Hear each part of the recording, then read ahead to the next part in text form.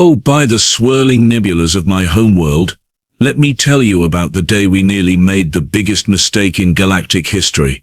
My name is Admiral Vashy, and yes, before you ask, I do look like what you humans would call a jellyfish with delusions of grandeur. My translucent blue body ripples with bioluminescent patterns when I'm amused, and trust me, that day in the Grand Council chambers, I was practically glowing like a supernova. The setting was Nexus Prime, our most prestigious space station, where species from across 17 galaxies gather to conduct the serious business of, well, mostly to argue about trade routes and who gets to mine which asteroid belt. The Grand Council chambers stretch for kilometers, with floating platforms accommodating every imaginable body type, from gaseous beings in containment suits to crystalline entities that communicate through harmonic vibrations. Judge Quintara presided from her elevated dais, her four arms gracefully managing holographic displays while her third eye scanned the assembly with practiced boredom. She's what you might call the head judge, though technically she has 7 heads, each one more unimpressed than the last. To her right sat General Krafnog, clicking his mandibles in that annoying way beetle people do when they're trying to look important. His exoskeleton gleamed with military decorations, each one representing a conquered species or a successfully defended trade route. And then there was Quartermaster A, our administrative drone, whose metallic body hummed with the efficiency of 1,000 bureaucratic processes. They loved paperwork so much, they'd probably file a form to file a form about filing forms. That's when the humans showed up. 2 of them, can you believe it? Just 2 representatives for their entire species. Amy Kowalski, a woman with short brown hair and the kind of determined expression that suggested she'd argue with a black hole if it looked at her wrong. And Brandon Torres, a man whose calm demeanor somehow made him look more dangerous than our most battle-scarred warriors. Judge Quintara's primary head tilted as she reviewed their application. So, she began, her voice dripping with the kind of condescension usually reserved for particularly slow star slugs. You represent a species that has managed to let me see here survive on exactly 1 planet. The chamber erupted in what can only be described as intergalactic snickering. The Vrex delegation made their trademark whistling sounds of amusement, while the Thorac representatives clicked their claws against their armor in rhythm. 1 planet, General Krofnog repeated, his voice amplified through his vocal slits. No natural armor plating, no venomous secretions, no ability to photosynthesize. He paused for dramatic effect. Tell me, humans, what exactly is your bite force? Can you at least dissolve bone with your saliva? Amy Kowalski stepped forward, and I'll give her credit. She didn't even flinch. Our bite force averages about 162 pounds per square inch, and no, our saliva is not acidic. The laughter that followed could probably be heard in the next star system. Even Quartermaster A's usually expressionless optical sensors seemed to dim with what I could only interpret as mechanical amusement. 162, Judge Quintara repeated slowly, savoring each word. For comparison, the average Zentarian child can exert 3,000 pounds per square inch, and we're considered one of the weaker species in terms of physical capability. Brandon Torres raised his hand politely. If I may ask, what are the membership requirements? Oh, this should be entertaining, I whispered to my aide, my body pulsing with anticipatory light patterns. Judge Quintara's smile revealed rows of crystalline teeth. Simple survival challenges, really. Nothing too difficult for a spacefaring species. 3 tests, each designed to evaluate your species' capability to contribute meaningfully to our galactic community. The humans exchanged glances, and I swear I saw something pass between them, some unspoken communication, that made my tentacles twitch with unease. We accept, Amy said simply. And that, my friends, is how we accidentally gave the universe's most dangerous species a formal invitation to prove just how spectacularly wrong we could be about everything.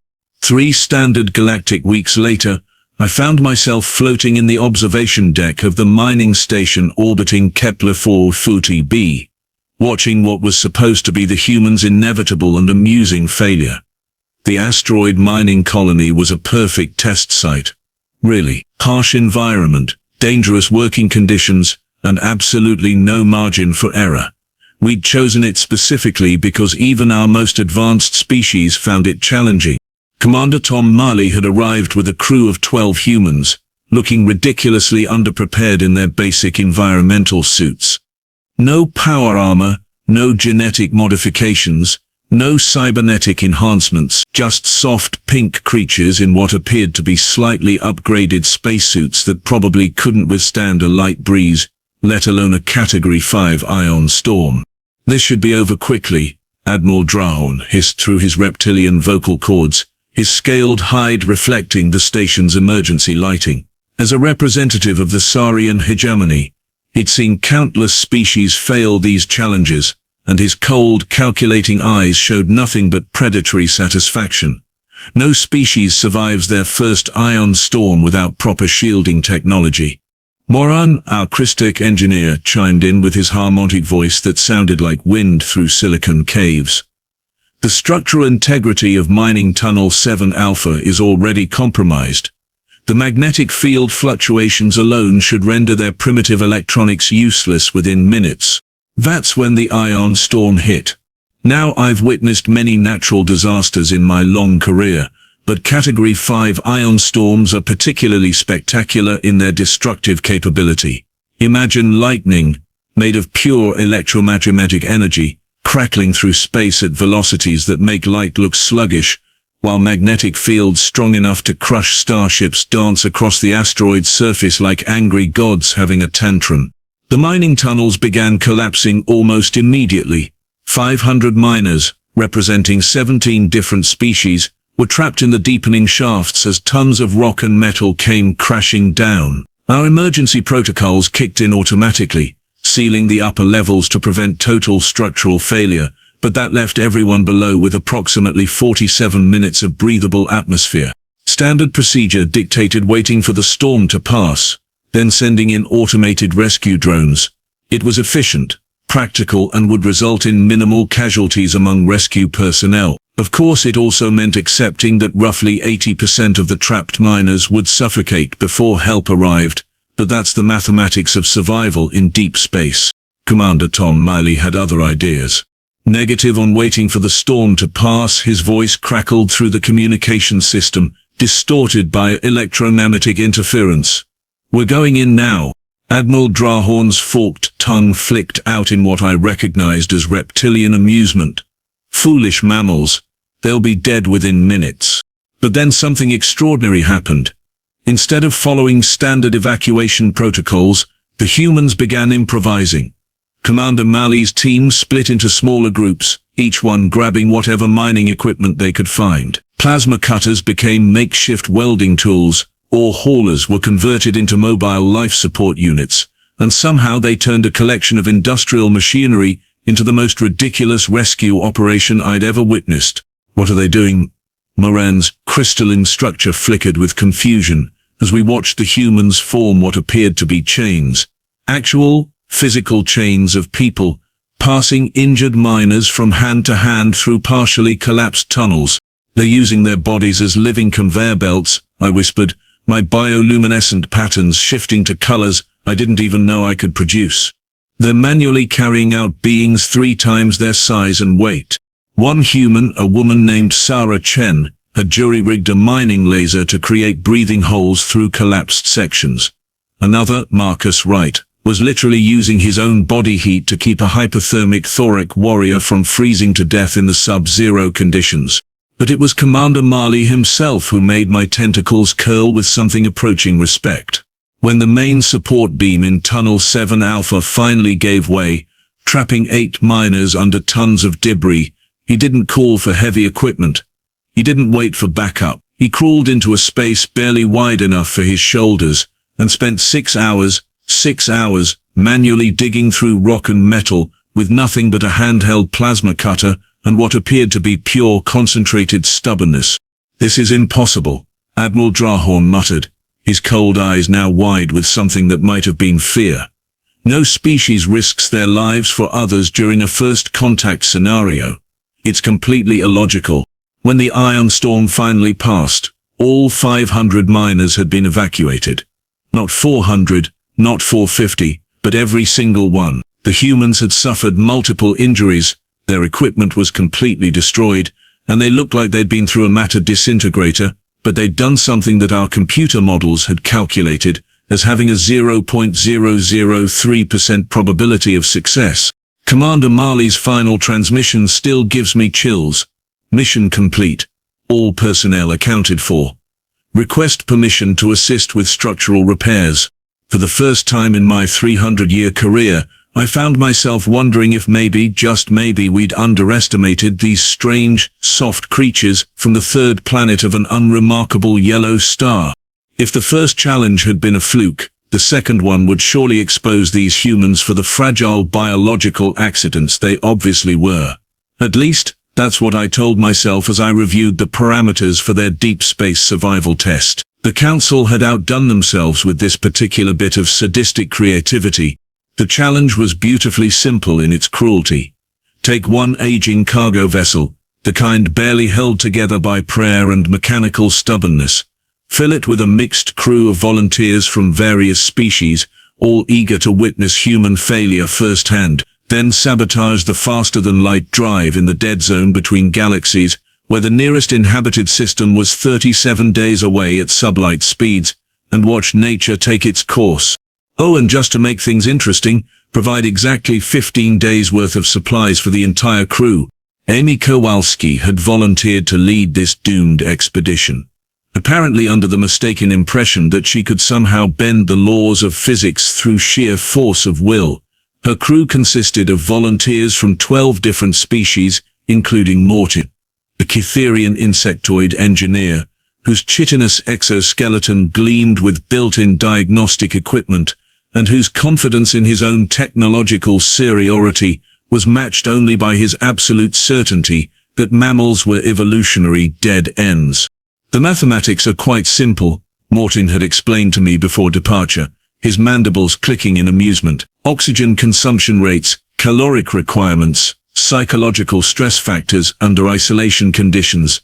Their species will undergo complete social breakdown within 72 hours. Basic biology. The ship launched on schedule, and for the first 3 days, everything proceeded exactly as predicted. The sabotage drive failed spectacularly in the middle of nowhere, leaving them stranded in a region of space so empty that even cosmic background radiation seemed bored. Emergency protocols engaged, rationing systems activated, and the crew settled in for what should have been a slow, inevitable descent into panic, starvation, and mutual recrimination. Instead, Amy Kowalski did something that made me question my understanding of basic physics. She turned their dying ship into a living organism. Day 4. Her voice crackled through the long-range communication array, tinged with an enthusiasm that should have been impossible under the circumstances. We've established what I'm calling micro-agricultural zones throughout the ship, using human gut bacteria cultures. We're breaking down cellulose from the cargo hold's packing materials and converting it into edible protein supplements. I nearly choked on my own biofluid. She's doing what now? Day 7. The transmission continued. Oxygen levels are stabilizing. We've implemented human meditation techniques to reduce respiratory rates across all species. Morton was skeptical at first, but after I taught him basic breathing exercises, his metabolism dropped by 37%. Who knew insects could learn yoga? Morton's reply was a series of indignant clicks that probably translated to something unprintable in most galactic languages. By day 12, the reports had taken on a surreal quality that made me wonder if the isolation was causing hallucinations. Amy described how she'd organized the crew into specialized teams, with each species contributing their unique abilities to a collective survival strategy that seemed to violate several fundamental principles of evolutionary psychology. The Thorak delegation is using their natural heat generation to maintain optimal growing temperatures for our improvised hydroponic systems, she reported cheerfully. The Zentaurian crew members are filtering water through their biomembranes, and the crystalline beings are providing lighting through controlled luminescence. It's like a beautiful, chaotic symphony of mutual dependence. But it was day 18 that truly broke my brain. Medical log. Amy's voice was weaker now, but still unnaturally optimistic. I've been donating blood to our hemoglobin-compatible crew members to supplement their iron deficiencies. Brandon set up a rotation schedule so we can maintain everyone's nutritional needs without compromising human health too severely. Morton calculated that we can sustain this for another 43 days if necessary. She's feeding them her own blood, I whispered to Admiral Drawhorn, who had gone completely silent, his reptilian features frozen in an expression of what I could only describe as existential confusion. The truly impossible part came on day 22, when Amy announced they'd begun repairs on the faster-than-light drive using what she casually described as unconventional materials and human ingenuity. Morton insisted the quantum flux stabilizers were completely destroyed. Her transmission explained with the kind of cheerful matter-of-factness usually reserved for discussing the weather. Turns out if you combine dental floss with chewing gum and apply the right electromagnetic frequency, you can create a temporary containment field that's actually more stable than the original design. Marcus figured out the frequency by humming Earth classical music until the resonance matched the ship's natural harmonic signature. By day 25 they weren't just surviving, they were thriving. The crew had developed what Amy called interspecies friendship protocols that were apparently more effective at maintaining group cohesion than 3,000 years of diplomatic tradition. And on day 28, 2 full days ahead of schedule, their ship materialized in our sensor range, with all crew members not only alive, but healthier than when they'd departed. Control. This is the cargo vessel, Persistence. Amy's voice came through crystal clear, no longer weakened by deprivation, but somehow stronger than before.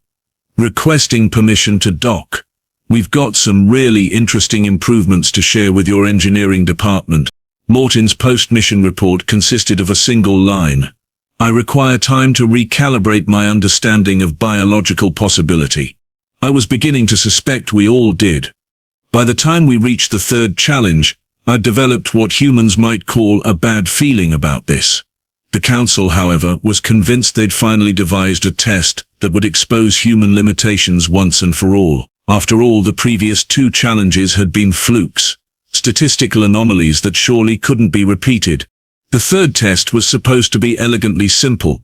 Drop the humans on Zephyr 7, a quarantined world where a bioweapon experiment had gone catastrophically wrong 3 years earlier. The engineered virus had been designed to target specific genetic markers found in enemy species, but it had mutated beyond all control, becoming a plague that could adapt to any known alien physiology within hours of contact.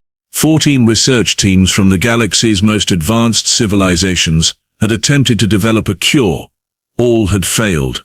Most had died. The few survivors had fled the planet with horror stories of a pathogen that seemed to actively mock their medical technology, evolving faster than any known biological process should allow. This will finally end their ridiculous streak of luck, Judge Quintara announced with satisfaction. Biological warfare represents the pinnacle of scientific achievement. If they cannot solve this puzzle, they clearly lack the intellectual capacity for galactic membership. Brandon Torres had volunteered for this mission with the same disturbing calm he'd displayed during the council sessions. His medical team consisted of 6 humans and, because we weren't completely heartless, 12 volunteer alien specialists who were supposed to observe from a safe distance while the humans inevitably succumbed to the plague. The planet itself was a testament to the virus's devastating effectiveness. Once thriving cities stood empty, their gleaming spires now monuments to biological horror. The pathogen had wiped out 47 different species in a matter of months, leaving behind a world that even our most advanced containment protocols classified as permanently hazardous to all known life. Dr. Kelvith, our premier Arcturian epidemiologist, had briefed the humans before departure. The virus demonstrates unprecedented adaptive capability, her synthetic voice had explained through her environmental suit's speakers. It identifies host genetic markers, analyzes metabolic processes, and restructures its own RNA within 3.7 hours. No immune system has proven capable of developing resistance. Brandon's response had been typically human in its bizarre optimism. So it's really good at adapting to alien biology. Exceptionally so, Dr. Kelvith confirmed. It has successfully targeted silicon-based, carbon-based and even energy-based life forms. Interesting, Brandon had mused. Has it ever encountered human biology? The answer, as it turned out, was no, and that oversight was about to become the universe's most spectacular medical miscalculation. The first indication that something unusual was happening came 6 hours after landing. Standard protocol dictated that the team should spend several days analyzing the pathogen from the safety of their mobile laboratory before attempting any direct intervention. Instead, Brandon Torres did something that violated every principle of medical safety I'd ever learned. He deliberately infected himself. Medical log. Day 1, his transmission began, and I could actually hear him smiling through the fever that was already setting in. Initial viral exposure successful. Symptoms include elevated temperature, mild disorientation, and what I can only describe as the biological equivalent of my immune system having an argument with itself. Dr. Kelvith's horrified response crackled through the communication array. Brandon, you've essentially committed suicide. The virus will adapt to your physiology within hours. That's what I'm counting on, Brandon replied, his voice taking on the slightly unhinged quality that was becoming disturbingly familiar in human communications. See, here's the thing about human immune systems. We're not elegant, we're not efficient, and we certainly aren't logical. We're chaos incarnate. What happened next redefined my understanding of both medicine and madness. Instead of succumbing to the virus like every other species, Brandon's immune system did something unprecedented. It began learning from the pathogen, adapting in real time, creating antibodies that shouldn't exist according to any known biological principles. Day 2, his increasingly delirious transmissions continued. Fevers hit 41 degrees Celsius. I'm seeing colors that probably don't exist, and I think my white blood cells are having philosophical debates with the virus. Sarah's documenting everything while Mark and Jennifer prepare for their own infections. Their own what now? I squeaked, my bioluminescent patterns flickering in panic. Day 3. Breakthrough discovery. The virus isn't just adapting to us. We're adapting to it. Human immune systems are apparently so chaotic that they can out-evolve an engineered pathogen through pure biological stubbornness. Jenny's developed antibodies that are actually teaching the virus how to be less lethal. It's like biological therapy. Dr. Kelvith's voice had risen to what could only be described as academic hysteria. This is impossible. Immune systems don't negotiate with pathogens. Day 5. Mark figured out how to synthesize the antibodies. We've created a universal cure that works on all previously infected species. Also, I think I can taste ultraviolet radiation now, which is either a side effect or I've achieved enlightenment. Hard to tell. By day 7, the impossible had become routine. The humans had not only survived exposure to a virus that had killed billions of advanced alien beings, they'd convinced it to become beneficial. The final strain they developed actually improved immune function in the species it had previously targeted. Day 10. Clean bill of health for all human team members. We've successfully cured all 47 alien test subjects using our synthesized antibodies. The virus has been completely neutralized across the entire planet. Also, Brandon claims he can now photosynthesize, but we think that might be residual hallucinations. The post-mission medical reports read like science fiction. Somehow these primitive humans had solved a biological puzzle that had stumped civilizations with medical technology, millennia ahead of Earth's development. They'd done it by volunteering to become living laboratories, risking their lives to study a plague from the inside. Judge Quintara's final comment on the mission logs was telling in its brevity: request immediate revision of human threat assessment protocols. I was starting to think that might be the understatement of the millennium. The emergency session was called exactly 47 hours after Brandon Torres submitted his final medical report from Zephyr 7. But this time, the atmosphere in the Grand Council chambers had shifted dramatically. Gone was the casual mockery, the condescending laughter, the confident superiority we'd all worn like comfortable armor against the universe's uncertainties. Fear had replaced it. Raw, undiluted terror that made my bioluminescent patterns flicker in colors I'd never produced before.